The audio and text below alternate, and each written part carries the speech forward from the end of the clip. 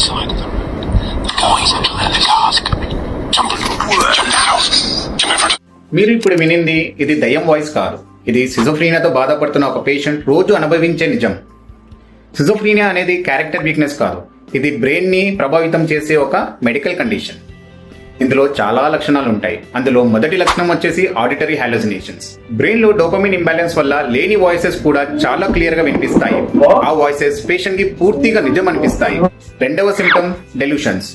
ఎవరో తన మీద కుట్ర చేస్తున్నారు, ఫోన్ ట్యాప్ చేస్తున్నారు లేదా ఫాలో చేస్తున్నారు అనే బలమైన నమ్మకం ఉంటుంది. ఈ భయం మనకి అర్థం కాకపోయినా వాళ్ళకి మాత్రం అది 100% నిజం. మూడవ లక్షణం కాగ్నిటివ్ డిక్లైన్. ఇందులో ఆలోచనలు, మాటలు, కాన్సంట్రేషన్, కోఆర్డినేషన్ అన్ని కన్ఫ్యూజ్ అయిపోతాయి. కొన్నిసార్లు మాట్లాడిన మాటల్లో సంబంధం కూడా లేకపోవచ్చు. నాలుగవ లక్షణం ఇన్ఫ్లుయెన్స్ లేదా ప్యాసివిటీ. ఇందులో తన ఆలోచనలు, ఫీలింగ్స్ లేదా యాక్షన్స్ ని ఎవరో కంట్రోల్ చేస్తున్నారు లేదా తన మైండ్ లో ఆలోచనలు ఎవరో పుట్టిస్తున్నారు అని బలంగా అనిపిస్తుంది. కానీ ఇక్కడ ఒక ముఖ్యమైన విషయం ఉంది. సిజోఫ్రీనియాకి ట్రీట్మెంట్ ఉంది. Early diagnosis, correct medication, psychological therapy ఇంకా ఫ్యామిలీ సపోర్ట్ తో ఈ లక్షణాలు చాలా వరకు కంట్రోల్ చేయొచ్చు.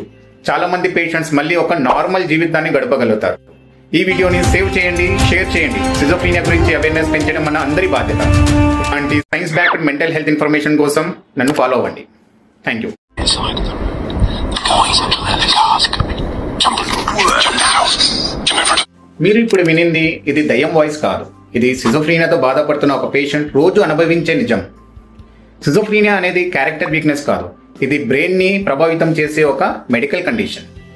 ఇందులో చాలా లక్షణాలు ఉంటాయి. అందులో మొదటి లక్షణం వచ్చేసి ఆడిటరీ హాలుసినేషన్స్. బ్రెయిన్ లో డోపమిన్ ఇంబ్యాలెన్స్ వల్ల లేని వాయిసెస్ కూడా చాలా క్లియర్ గా వినిపిస్తాయి. ఆ వాయిసెస్ పేషెంట్ కి పూర్తిగా నిజం అనిపిస్తాయి. రెండవ సింప్టమ్ డెల్యూషన్స్. ఎవరో తన మీద కుట్ర చేస్తున్నారు, ఫోన్ ట్యాప్ చేస్తున్నారు లేదా ఫాలో చేస్తున్నారు అనే బలమైన నమ్మకం ఉంటుంది. ఈ భయం మనకి అర్థం కాకపోయినా వాళ్ళకి మాత్రం అది 100% నిజం. మూడవ లక్షణం కాగ్నిటివ్ డిక్లైన్. ఇందులో ఆలోచనలు, మాటలు, కాన్సంట్రేషన్, కోఆర్డినేషన్ అన్ని కన్ఫ్యూజ్ అయిపోతాయి. కొన్నిసార్లు మాట్లాడిన మాటల్లో సంబంధం కూడా లేకపోవచ్చు. నాలుగవ లక్షణం ఇన్ఫ్లుయెన్స్ లేదా ప్యాసివిటీ.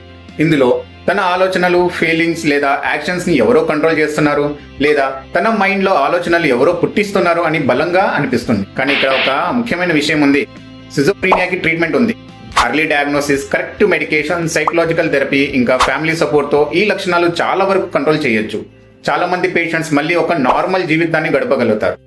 ఈ వీడియోని సేవ్ చేయండి, షేర్ చేయండి. సిజోఫ్రీనియా గురించి అవేర్నెస్ పెంచడం మన అందరి బాధ్యత. ఇలాంటి science backed mental health information కోసం నన్ను ఫాలో అవ్వండి. Thank you.